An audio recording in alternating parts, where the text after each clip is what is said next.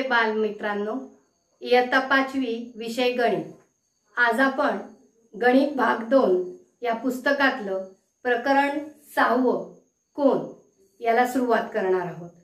कोनाचा परिचय तुमचा याआधी मागील इयत्तेमध्ये झालेला आहे, तरी देखील उजळणी म्हणून आपण आपल्या दैनंदिन जीवनामध्ये कोन दर्शवणाऱ्या काही वस्तू आहेत, त्या वस्तू आपण सहज नजरेखालून घालणार आहोत।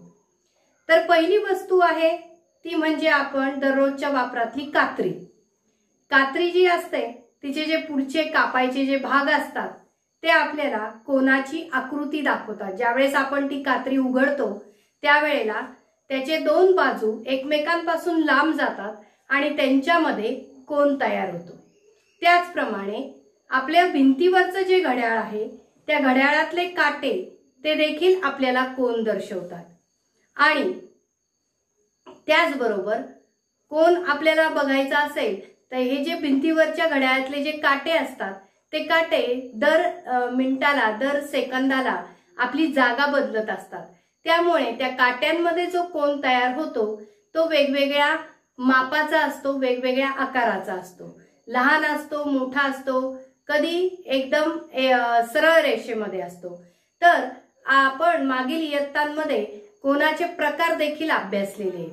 मग या कोनाच्या प्रकाराचा आणि घड्याळाच्या काट्यांमध्ये जर थोडंसं आपण साम्य पाहिलं तर ते काय आहे, तर ज्या वेळेला घड्याळाच्या काट्यांमध्ये 3 वाजलेले असतात त्यावेळेला ते दोन्ही काटे एकमेकांच्या बरोबर काटकोनामध्ये असतात। त्यामुळे आपल्याला असं कळतं की ज्या वेळेला कोनाचं माप 90 अंशाचं असतं त्यावेळेला तो कोन काटकोन म्हणून ओळखला जातो।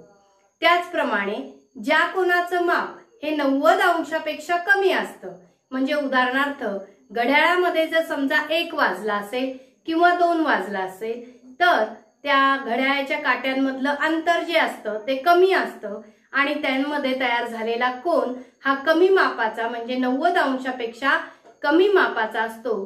त्यावेळेला आपण त्याला लघु कोन असं म्हणतो। आणि ज्या वेळेला घड्याळाच्या काट्यांमधलं अंतर वाढतं म्हणजे 4 वाजलेले असतील, 5 वाजलेले असतील किंवा 8 वाजलेले असतील त्यावेळेला या घड्याळाच्या काट्यांमधलं अंतर वाढतं आणि ते 90 अंशापेक्षा जास्त होतं, त्यावेळेला तो कोन विशाल कोन आहे असं आपण म्हणतो। त्याचप्रमाणे ज्या वेळेला घड्याळाचे काटे 6 वाजलेले असतील त्यावेळेला एका सरळ रेषेत येतात त्यावेळेला त्याला सरळ कोन देखील म्हणतात, हे तुम्ही जास्तीचं लक्षात ठेवा। तर या ठिकाणी आपण काही आता मी नावं घेतली की अंश आणि 90 अशी काही मापं मी तुम्हाला सांगितली। तर कोनाचं माप हे अंशामध्ये मोजलं जातं। तर अंशामध्ये कोनाचं माप मोजताना त्याच्यासाठी आपल्याला कंपास मधल्या काही साहित्यांचा उपयोग करावा लागतो। तत्पूर्वी आपण ती काही साहित्य जे कंपास मधले आहेत त्यांची परत एकदा ओळख करून घेऊया। तर सगळ्यात पहिल्यांदा कंपास मध्ये येते ती ही पट्टी। या पट्टीवर आकडे दोन्ही बाजूने असतात, एका बाजूला सेंटीमीटर मध्ये असतात आणि एका बाजूला इंचामध्ये आकडे या ठिकाणी दिलेले आहेत। पट्टीच्या साहाय्याने आपण रेषा काढणं, रेषाखंड काढणं, किरण काढणं या गोष्टी करू शकतो किंवा दिलेल्या रेषाखंडाची लांबी देखील आपण मोजू शकतो। ही बघा या ठिकाणी मी तुम्हाला पट्टी दाखवलेली आहे, या पट्टीच्या साहाय्याने आपण रेषा काढू शकतो। त्यानंतर दुसरा जो आहे कंपास मधलं साहित्य ते आहे कोन मापक। तर कोन मापक आपण विस्तृत बघणार आहोत। या कोन मापकाच्या साहाय्याने आपण दिलेल्या कोनाचं माप मोजणं आणि दिलेल्या मापाचा कोन काढणं इत्यादी गोष्टी आपण यादी करू शकतो। तर याला कोन मापक असं म्हणतात बघा। त्यानंतर तिसरं आहे ते म्हणजे हे गुण्या, याला म्हणतात गुण्या। हे 2 असतात आपल्या याच्यामध्ये कंपासच्या साहित्यामध्ये। तर हे दोन्ही जर गुणे बघितले तुम्ही तर तुम्हाला काटकोन हा लक्षात येणार आहे। या दोन्ही त्रिकोणांमधलं हा जो भाग आहे या साईडचा आणि हा इथं या दोघांमध्ये इथे जो कोन तयार झालेला आहे हा 90 अंशाचा कोन आहे। म्हणजे हे जे गुण्या हे नाव त्याच्यावरूनच पडलेलं आहे आणि या ठिकाणी हा 90 अंशाचा कोन आहे म्हणजे हा काटकोनी गुण्या आहे। हा देखील गुण्या जो आहे हा देखील काटकोनी गुण्या आहे। आता याचा उपयोग काय, तर या प्रकरणामध्ये ज्यावेळेस आपण लंबरेषा शिकणार आहोत त्यावेळेला मी या गुण्याचा उपयोग कसा करता येईल हे मी तुम्हाला सांगणार आहे. तर हे दोन्ही आहेत त्रिकोणी गुणे. नंतर पुढचं येतं ते म्हणजे हा कंपास. या कंपासच्या साहाय्याने आपण एखादं वर्तुळ काढू शकतो. दिलेल्या त्रिज्येचं आपण वर्तुळ काढू शकतो. तर याला काय म्हणतात, कंपास. बरेच मुलं याला कर्कटक असं म्हणतात, पण कर्कटक न म्हणता याला कंपास म्हणणं हे जास्त श्रेयस्कर आहे. त्यानंतर येतंय हे आहे डिव्हायडर. म्हणजे हे अंतर मोजण्यासाठी किंवा दोन अंतर जर दिलेली असतील रेषाखंडाची तर त्याचा ती सारखी आहेत की नाही किंवा त्यांची तुलना करायची असते, कोणता मोठा आहे कोणता लहान आहे, तर या दोन टोकांचा उपयोग करून आपण याच्या साहाय्याने त्या अंतरांची तुलना करू शकतो. तर हा आपला काही जास्त उपयोगाचा नाही यावर्षी. यावर्षी आपल्याला कोनमापक आणि कंपास आणि पट्टी यांचा आपल्याला जास्त उपयोग करायचा आहे. मला वाटते तुमची सगळ्यांची या कंपास मधल्या साहित्याशी पूर्ण ओळख झालेली आहे. तर आता मी परत एकदा तुम्हाला कंपास जो आहे तो विस्तृतपणे सांगणार आहे.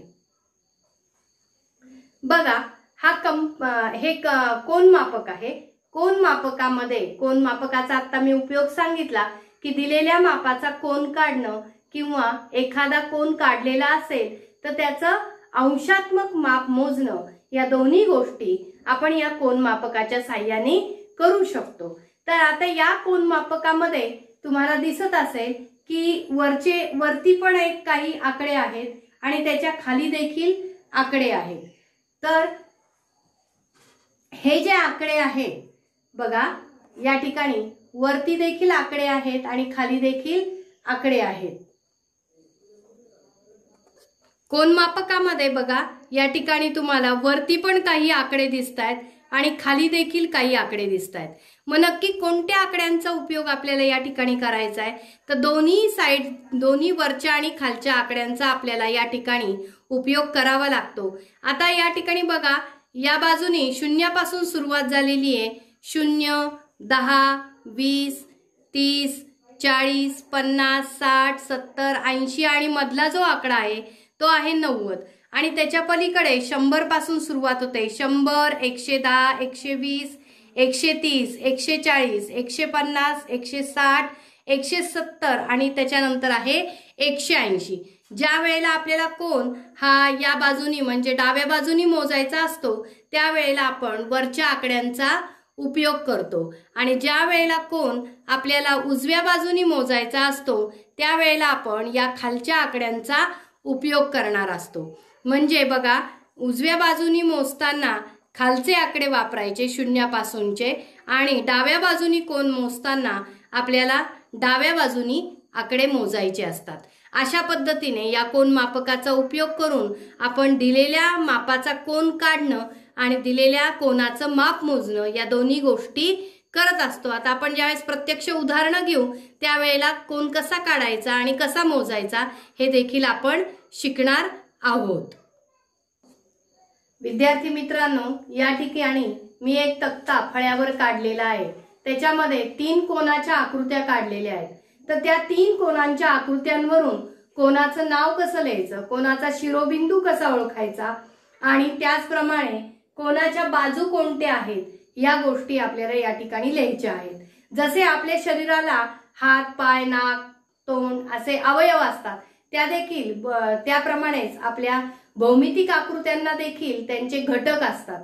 तर ते घटक आपल्याला ओळखता आले पाहिजे. कुठल्याही भौमितिक आकृतीचे घटक ओळखणं हे अतिशय महत्त्वाचं आहे. तर या ठिकाणी बघा आपल्याकडे कोन ही भौमितिक आकृती आहे. कोनासाठी भौमितिक त्याचे जे घटक आहेत ते कोणते आहेत, तर एक आहे त्याचा शिरोबिंदू म्हणजे ज्या ठिकाणी कोन तयार होतो त्याला आपण त्या कोनाचा शिरोबिंदू असं म्हणतो आणि ज्या रेषांनी तो कोन तयार होतो त्या ज्या बाजू आहेत त्या आहेत कोनाच्या बाजू असं त्यांना संबोधलं जातं. आता हा जो पहिला कोन आहे तो कोन आपल्याला वाचायचा आहे आणि वाचतोय म्हणजे आपल्याला या ठिकाणी त्या कोनाचं नाव लिहायचंय. तर बघा आता हा जो कोन आहे ज्या ठिकाणी तो तयार झालाय त्या ठिकाणचं जे अक्षर आहे ते आपल्याला मध्यभागी घ्यावं लागतं आणि उरलेले दोन अक्षर सुरुवातीला आणि शेवटी ठेवले की आपण तो कोन वाचू शकतो। मग हा कोन या ठिकाणी बी या अक्षराजवळ तयार झालेला आहे म्हणून बी हे नाव मी मध्यभागी लिहिणार, बी हे अक्षर, आणि त्याच्या पहिल्यांदा आणि शेवटला मी ए आणि सी हे नाव लिहिणार, ए आणि शेवटी मी टाकलं सी। आपण कोन वाचतोय म्हणून कोनाचं छोटंसं चिन्ह आपण या ठिकाणी काढणार आहे म्हणून या ठिकाणी कोणाचं नाव झालेलं आहे कोन ए बी सी। तर तुम्ही हेच नाव कोन सी बी ए असं देखील तुम्ही वाचू शकता। फक्त ज्या ठिकाणी कोन तयार झालेला आहे त्या ठिकाणचं अक्षर हे आपल्याला मध्यभागीच ठेवावं लागतं आणि उरलेली दोन अक्षर ही सुरुवातीला आणि शेवटी आपण बदली करून जरी ठेवली तरी आपल्या कोनाचं नाव तेच राहतं। त्यानंतर कोनाचा शिरोबिंदू, ज्या ठिकाणी कोन तयार झालेला आहे त्या ठिकाणचा जो बिंदू आहे त्याचं जे नाव आहे त्याला कोनाचा शिरोबिंदू असं म्हणतात। मग हा कोन बी या अक्षराजवळ तयार झालेला आहे म्हणून या ठिकाणी कोनाचा शिरोबिंदू आहे बी। नंतर आहे कोनाच्या बाजू। आता कोणत्या बाजूंनी हा कोन तयार केलेला आहे तर त्या बाजूंचं नाव वाचताना आपल्याला दोन इंग्रजी अक्षरांचा उपयोग करून बाजूचं नाव वाचावं लागतं। कोनाचं नाव हे आपण 3 अक्षरांनी वाचलंय। कोनाचा शिरोबिंदू हा एक बिंदू असतो म्हणून तो एकाच अक्षराने वाचलाय। नंतर कोनाच्या ज्या बाजू आहेत त्या मात्र आपल्याला 2 अक्षरांचा उपयोग करून वाचाव्या लागणार आहेत। तर कोणत्या बाजूंनी हा कोन तयार झालाय तर कोन ए बी, ए पासून बी पर्यंत, किंवा तुम्ही त्याला बी ए असं देखील म्हणू शकता, आणि दुसरी बाजू आहे कोन बी सी, तिला तुम्ही सी बी असं देखील म्हणू शकता। मग आपल्याला या ठिकाणी कोनाच्या बाजू लिहायच्या आहेत। बाजू, आता ही बाजू आहे म्हणून मी इथे लिहिणार बाजू ए बी स्वल्पविराम बाजू बी सी, या झाल्या कोनाच्या बाजू। नंतर दुसरा कोन बघा, या ठिकाणी या कोनाचं आपल्याला नाव वाचायचंय किंवा हा कोन कसा वाचायचा ते आपल्याला बघायचंय। कोन कुठे तयार झालाय तर वाय या अक्षराजवळ कोन तयार झालाय म्हणून वाय हे अक्षर मला मध्यभागी ठेवावं लागेल। कोन आहे म्हणून कोनाचं छोटंसं चिन्ह मी काढलेलं आहे। नंतर उरलेली दोन्ही अक्षर सुरुवातीला आणि शेवटी टाकली की माझं कोनाचं नाव तयार होईल। एक्स आणि झेड ही 2 अक्षर आहेत म्हणून माझं कोनाचं नाव झालं एक्स वाय झेड, किंवा हेच नाव मी परत वाय मध्यभागी ठेवणार, सुरुवातीला झेड लिहिला आणि शेवटी एक्स लिहिला तरी देखील बदली करून लिहिलं तरी चालणार आहे, कोन झेड वाय एक्स। नंतर हा कोन ज्या ठिकाणी ज्या बिंदूपाशी तयार झालाय त्या बिंदूचं जे नाव आहे तो असणार आहे कोनाचा शिरोबिंदू। तर या ठिकाणी हा कोन वाय या अक्षराजवळ तयार झालाय म्हणून कोनाचा शिरोबिंदू आहे वाय, तो एक बिंदू आहे म्हणून तो फक्त एका अक्षराने आपण वाचला। नंतर कोनाच्या बाजू लिहायच्यात। आता आपल्याला या ठिकाणी 2 बाजू आहेत, एक आहे एक्स वाय, तिलाच तुम्ही वाय एक्स असं देखील म्हणू शकता, आणि दुसरी बाजू आहे वाय झेड, तिला तुम्ही झेड वाय असं देखील वाचू शकतात। या ठिकाणी आपल्याला कोनाच्या बाजू लिहायच्या आहेत, बाजू एक्स वाय आणि बाजू वाय झेड, या 2 बाजूंनी हा कोन एक्स वाय झेड हा तयार झालेला आहे। नंतर तिसरा कोन आहे बघा, या ठिकाणी इथे हा आपला शिरोबिंदू आहे तर या बिंदूच्या जवळ नाव आहे एम, म्हणजे एम हे नाव आपल्याला मध्यभागी ठेवायचंय आणि उरलेली 2 अक्षरं आपल्याला सुरुवातीला आणि शेवटी लिहायची आहेत, ती आहेत एल आणि एन। म्हणजे कोनाचं नाव आहे कोन एल एम एन, किंवा हेच नाव मी कसं वाचू शकते, मध्यभागी एम ठेवला, एल आणि एन च्या जागेची बदलाबदली केली तर एन एम एल असं देखील या कोनाचं नाव आपण वाचू शकतो। आता हा कोन ज्या बिंदू जवळ तयार झालेला आहे त्या बिंदूचं नाव आहे एम म्हणून कोनाचा शिरोबिंदूचं नाव आहे फक्त एम, बिंदू एम। नंतर कोनाच्या बाजू लिहायच्या आहेत, बाजू आहेत एल एम, तिलाच आपण एम एल असं देखील म्हणू शकतो, आणि दुसरी बाजू आहे MN, तिला आपण NM देखील म्हणू शकतो। या ठिकाणी आपल्याला बाजू लिहायच्या आहेत, बाजू LM आणि बाजू MN। या पद्धतीने आपण हा तक्ता पूर्ण केलेला आहे। अजून एक गोष्ट मला या ठिकाणी तुम्हाला सांगायची आहे, ती म्हणजे हे बघा, या ठिकाणी मी 3 आकाराचे कोन काढलेले आहेत। मी मगाशीच तुम्हाला सांगितलं की जर समजा मी या कोनाचं माप लिहिलेलं असेल 40 अंश, या कोनाचं माप लिहिलेलं असेल मी 110 अंश आणि या ठिकाणी फक्त असा छोटासा एक चौकोन काढलेला असेल, तर मला काय म्हणता येईल, हा या कोनाचं माप 40 अंश आहे, म्हणजे ते 90 अंशापेक्षा कमी आहे, म्हणून मी याला लघुकोन असं देखील म्हणू शकते। हा कोणत्या प्रकारचा कोन झाला, लघुकोन। नंतर हा 110 मापाचा कोन आहे, म्हणजे तो 90 अंशापेक्षा जास्त आहे, म्हणून हा कोणत्या प्रकारचा कोन आहे, तर हा आहे विशाल कोन। नंतर या ठिकाणी इथे मी काटकोनासारखा आकार काढलाय किंवा छोटा चौकोन काढलाय, याचा अर्थ असा की या कोनाचं माप आहे 90 अंश। म्हणजे लक्षात ठेवा, 90 अंश हे माप नेहमी लिहिलेलं नसतं, त्याऐवजी त्या कोनाच्या ठिकाणी एक छोटासा चौकोन तयार केलेला असतो। त्यावेळेला काय ओळखलं पाहिजे की त्या कोनाचं माप हे 90 अंश आहे आणि जो कोन 90 अंशाचा असतो त्याला काटकोन असं म्हटलं जातं। हा काटकोन प्रकारचा कोन आहे। या आपण तक्त्यामध्ये कोनाचे प्रकार देखील अभ्यासले, कोनाची नावं शिकली, कोनाचा शिरोबिंदू पाहिला आणि कोनाच्या बाजू देखील लिहिलेल्या आहेत। आता आपल्याला प्रत्यक्ष कोन कसा काढायचा ते आपण आता बघणार आहोत। या ठिकाणी मी उदाहरण लिहिलेलं आहे। पहिला एक प्रश्न आहे की दिलेल्या मापाचा कोन काढा। आता दिलेल्या मापाचा आपल्याला कोन काढायला शिकायचंय। पहिला दिलेला आहे 45 अंशाचा आपल्याला कोन काढायचा आहे। बघा, वाचताना मी कसं वाचलंय, 45 अंश, कारण कोन हा अंश या एककामध्ये मोजला जातो।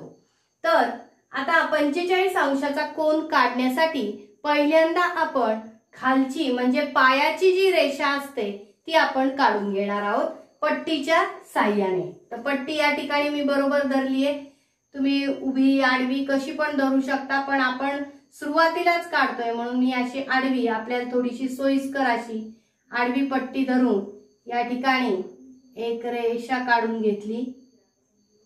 बघा, माप न घेता रेषा काढलेली आहे। ही रेषा काढली। रेषा काढल्यानंतर आता तुम्ही म्हणाल माप का नाही घेतलं, तर कोनाच्या ज्या बाजू असतात त्यांना माप नसतात। कोनाच्या बाजूंचं माप हे आपण कधीही मोजू शकत नाही, कारण कोनाच्या ज्या बाजू असतात त्या प्रत्यक्षात हे किरण असतात आणि किरणाचं माप आपण मोजू शकत नाही। मग या ठिकाणी एक रेषा काढली मी। आता मला 45 अंशाचा कोन काढायचा आहे, तर मी कशाचा उपयोग करणार आहे, कोन मापकाचा उपयोग करणार आहे। कोन मापकाच्या साहाय्याने आपण आता हा 45 अंशाचा कोन मोजणार आहोत। तर तो कोन आपण 2 बाजूंनी काढू शकतो, एक तर या डाव्या बाजूनी काढू शकतो किंवा उजव्या बाजूनी देखील आपण हा कोन काढू शकतो। कसा काढणार, आता आपण ठरवायचं कोणत्या बाजूनी कोन काढायचा। समजा मी ठरवलं की मला डाव्या बाजूनी हा कोन काढायचा। पहिल्यांदा मी या रेषेला नाव देऊन घेते, जे असेल ते आपल्याला आवडेल ते, A आणि B अशी मी 2 अक्षरांनी या रेषेची नावं ठरवून घेतली। AB ही रेषा काढली। आता A या ठिकाणी मला कोन मोजायचा आहे, म्हणून हे कोन मापकाचा जो मधला बाण दाखवलेला आहे, बघा सगळ्यांनी, बघा या ठिकाणी हा जो कोन मापकाचा मधला बाण हा जो दाखवला आहे, हा पॉइंटर, तो बरोबर या A या ठिकाणी लावायचा आणि कोन मापकाची जो खालची जी बाजू असते ती अगदी बरोबर आपल्या रेषेला तंतोतंत जुळली पाहिजे। ती वेडी वाकडी अशी किंवा असा आपला कोन मापक होऊन चालणार नाही, ती तंतोतंत जुळून सरळ राहील अशा पद्धतीने आपण हा कोन मापक आपल्या रेषेवर लावायचा आहे आणि नंतर तो हलू द्यायचा नाही। कोन मापक मी रेषेच्या डाव्या बाजूच्या शेवटच्या बिंदूवर ठेवलाय, म्हणून मी कोन मोजताना मात्र उजव्या बाजूनी हा कोन मोजायला सुरुवात करणार आहे। म्हणजे ज्या बाजूला माझं ही रेषा आहे त्या बाजूच्या भागाने मी हा कोन मोजणार आहे। मुलांचा नेहमी गोंधळ होतो, इकडून शून्यापासून सुरुवात करायची का इकडून शून्यापासून सुरुवात करायची। तर आपलं टोक हे ज्या बाजूला ठेवलेलं असेल त्या बाजूच्या विरुद्ध दिशेने आपण हा कोन नेहमी मोजायचा असतो। कोन मापक मी डाव्या बाजूला ठेवलेले आहे रेषेच्या, म्हणून मी कोन मापकाच्या उजव्या बाजूने हा कोन मोजणार आहे। बघा परत परत मी सांगितलंय, अतिशय लक्ष देऊन ऐकायचंय। नंतर आता मी हा कोन मोजायला सुरुवात करते। शून्यापासून आपण सुरुवात करू। 0, 10, 20, 30, 40। 40 आणि 50च्या मध्ये एक रेषा आहे। 40 पासून छोट्या रेषा मोजायच्या, 45 पर्यंत जायचंय आपल्याला। 41, 42, 43, 44 आणि 45 या ठिकाणी आपण हा बिंदू काढून घेतला। हा बिंदू काढून घेतल्यानंतर पट्टीच्या साहाय्याने आपल्याला तो बिंदू आणि ए हा बिंदू एकमेकांना जोडायचा आहे।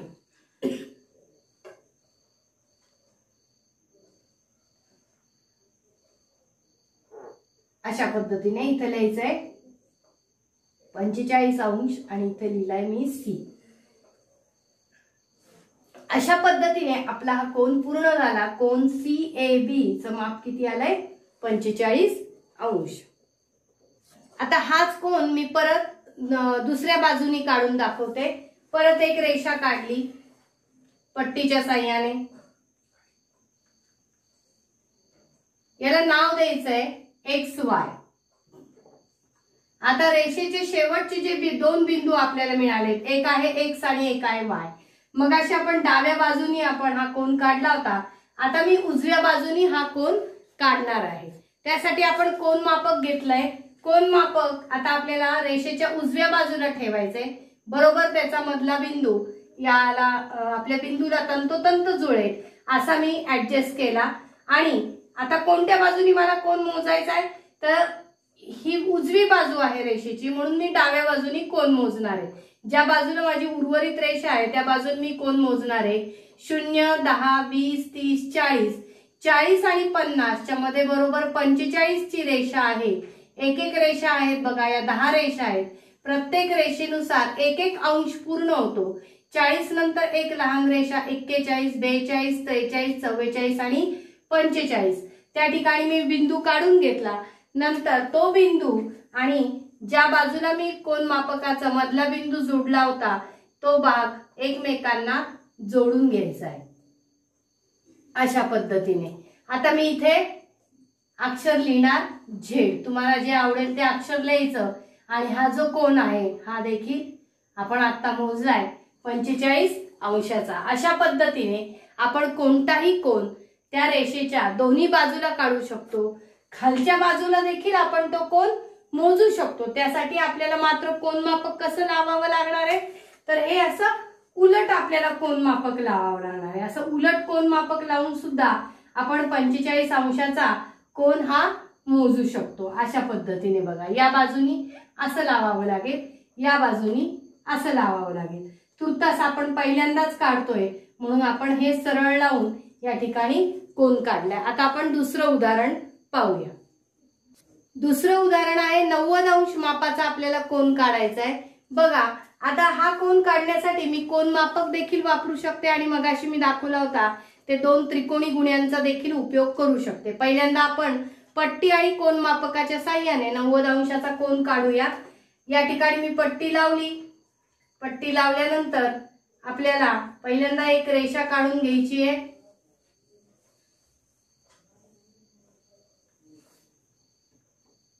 आपण रेषा काढून घेतली, त्याला नाव देऊया KJ। नंतर आपण मगाशी मी तुम्हाला सांगितलं त्याप्रमाणे दोन्ही बाजूनी आपण कोन काढू शकतो, डाव्या बाजूनी आणि उजव्या बाजूनी। तर डाव्या बाजूला माझं K हे अक्षर आहे। K अक्षरावर मी जर हा कोन मापक लावला, बरोबर त्याचा मधला भाग, हा मधला बिंदू आणि K बिंदू एकमेकांना तंतोतंत जुळले पाहिजे। ही रेषा आणि कोन मापक देखील खालचा भाग एकमेकांना तंतोतंत जुळला पाहिजे। बघा ही माझी 180 आणि 0 ची रेषा ही माझी रेषेवर आलेली आहे आणि या ठिकाणी आता आपल्याला 90 अंश माप मोजायचंय। माप मोजताना मी डाव्या बाजूला कोन मापक ऍडजस्ट केल्यामुळे मी उजव्या बाजूनी कोन मोजणार आहे। 0, 10, 20, 30, 40, 50, 60, 70, 80 आणि 90 या ठिकाणी माझं 90 अंशाचं माप पूर्ण झालंय। तिथं मी बिंदू काढला आणि मला तो बिंदू आणि खालचा बिंदू के हा बिंदू एकमेकांना जुळून घेतले तर माझा हा कोन पूर्ण होणार आहे अशा पद्धतीने। या ठिकाणी मी 90 अंश असं काटकोन याच्यात दाखवणार के जे आणि इथं मी अक्षर घेतलं आय।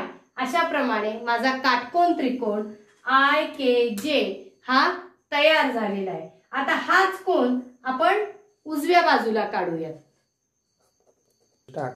तोच कोन आपण आता जे या बिंदूवर कोन मापक ठेवून काढणार आहोत। आता जे या बिंदूवर आपण कोन मापक ठेवूया आणि 90 अंशाचा कोन काढूया। जे बिंदूला बरोबर तंतोतंत जुळेल असं मी कोन मापक आपलं ठेवलेलं आहे। आता मोजताना मला कोणत्या बाजूनी सुरुवात करायची आहे तर उजव्या बाजूला मी कोन मापक ठेवलंय। रेषा ही माझी आता या डाव्या बाजूला आहे म्हणून मी डाव्या बाजूनी कोन मापकाच्या मोजणार आहे। 0, 10, 20, 30, 40, 50, 60, 70, 80 आणि 90 या ज्या ठिकाणी पूर्ण झाले त्या ठिकाणी मी बरोबर असा बिंदू घेतला। बिंदू घेतल्यानंतर कोन मापक आपलं बाजूला काढायचं।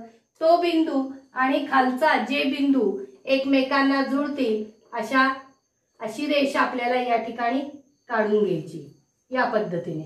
इथं मी परत आय नाव देणार आणि या ठिकाणी काटकोनाचं चिन्ह करणार कारण हा 90 अंशाचा कोन आहे। आता हाच कोन मी मगाशी तुम्हाला सांगितलं की कोन मापकाच्या साहाय्याने पण काढू शकतो आणि गुण्याच्या साहाय्याने सुद्धा काढू शकतो। आता गुण्याच्या साहाय्याने आपण कसा काढू शकतो तर बघा या ठिकाणी आपण जर समजा गुण्याचा उपयोग केला तर आपल्याकडे 2 गुणे असतात तर त्या गुण्याचा उपयोग करून कोणत्याही गुण्याचा उपयोग करून आपण हा कोन काढू शकतो। हा गुण्या जो आहे तो असा आपण लावला। आता काटकोन कुठे तयार झालाय बरोबर या ठिकाणी इथे आणि याच्या ज्या कडा आहे त्या कडांच्या उपयोगाने आपण जर रेषा काढल्या या अशा ही एक रेषा आणि हलू द्यायचा नाही मात्र गुण्या हल्ला तर आपला कोन बरोबर 90 अंशाचा येणार नाही। अशा पद्धतीने इथे आपण 90 अंश दाखवू शकतो आणि याला नाव देऊ शकतो ए बी आणि डी। ए बी डी हा आपला काटकोन तयार झालेला आहे। त्याचप्रमाणे दुसरा जो गुण्या असतो त्या दुसऱ्या गुण्याच्या साहाय्याने देखील आपण काटकोन काढू शकतो। बघा हा या गुण्याचा उपयोग केला हा बरोबर या ठिकाणी असा ठेवला आपल्या वहीवर तुम्ही आणि ज्या ठिकाणी आपला काटकोन तयार झालेला आहे इथे 3 कोन तयार झालेत। बघा इथे वरती पण आहे इथे पण आहे पण हे कोन 90 अंशाचे नाही। हा बरोबर जो इथं दाखवलेला आहे पाया गुण्यावर सुद्धा या ठिकाणी दाखवलेला आहे छोटा चौकोन तुम्हाला दाखवलेला दिसेल त्या ठिकाणी 90 अंशाचा कोन तयार होतो। हा गुण्या आपण असा ठेवला आणि त्याच्या बाजूंच्या साहाय्याने आपण जर रेषा काढल्या तर आपला काटकोन बरोबर या ठिकाणी तयार होणार आहे असा। इथं आपण नाव दिलं एक्स वाय झेड आणि हा बरोबर जो कोन आहे हा देखील 90 अंशाचा कोन तयार झालेला आहे। आता आपण विशाल कोन काढून बघणार आहोत। आता तिसरा कोन आपल्याला काढायचा आहे 120 अंशाचा कोन म्हणजे विशाल कोन आपण काढणार आहोत। पहिल्यांदा पट्टीच्या साहाय्याने आपण एक रेषा काढून घेणार आहे अशा पद्धतीने। आता कोन मापकाच्या साहाय्याने आपल्याला कोन मोजायचा आहे तर मी या उजव्या बाजूला मी हा कोन काढते। याला पहिल्यांदा रेषेला आपण नाव देणार आहे पी आणि क्यू। तर क्यू या ठिकाणी आपण कोन मोजूया म्हणून या क्यू ला जुळेल असा तंतोतंत मी कोन मापकाचा मध्यबिंदू ठेवलेला आहे आणि आता मला कोन मोजायचा आहे तर क्यू बाजू ही त्या रेषेची उजवी बाजू आहे म्हणून मी या डाव्या बाजूकडून कोण मोजायला सुरुवात करणार। 0, 10, 20, 30, 40, 50, इथे 90 पर्यंत झाले, इथे 100, 110 आणि या ठिकाणी 120 पूर्ण झालेले। त्या ठिकाणी मी बिंदू घेतला आणि हा बिंदू आणि खालचा क्यू एकमेकांना जोडले तर आपला हा कोन तयार झालेला आहे 120 अंशाचा। याला आपण इथे वरती नाव दिलं आर, तर आपला हा कोन PQR हा 120 अंशाचा कोन तयार झालेला आहे। हाच कोन मला P बाजूनी काढायचा असेल तर याच आकृतीत मी तुम्हाला दाखवते। या ठिकाणी मी P बाजूच्या इथे बिंदूला तंतोतंत जोडेल असा कोनमापक लावला। आता मला कुठून मोजायचंय? उजव्या बाजूकडून, कारण P हा रेषेच्या डाव्या बाजूला आहे आणि इकडे मी मोजत आल्यावर या ठिकाणी माझे 120 इथे पूर्ण होतात, इथे 90 आहे आणि इकडे 120 पूर्ण होतात आणि तो बिंदू आणि P एकमेकांना जोडले तर मला इथे 120 अंशाचा हा कोन मिळतो। अशा पद्धतीने रेषेच्या दोन्ही बाजूला मी हा 120 अंशाचा कोन काढलेला आहे। मला वाटते तुम्हाला सर्वांना आता कोन कसा काढायचा हे तुम्ही पाहिलंय। आता आपण उद्याच्या भागामध्ये दिलेल्या कोनाचं माप कसं मोजायचं हे आपण उद्याला अभ्यासणार आहोत। धन्यवाद।